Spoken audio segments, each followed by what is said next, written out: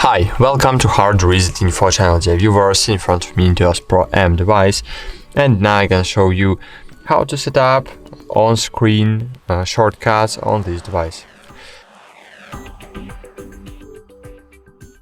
So here we have the shortcuts on our tablet, but we can use on-screen shortcuts if you want, of course. For example, I want to use radial menu, express menu. Of course, you can set it up in the way you want, so just choose the function you want to use. So, for example, I want to use radial menu, and then just click launch. And cool, now you need to use pen for it. Here you have express menu, for example, and you can pin it.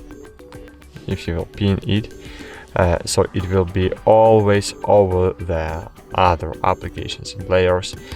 And cool, now you can use this to draw, to work. That's it. Thanks for watching. Like this video, subscribe to our channel, and bye. See you.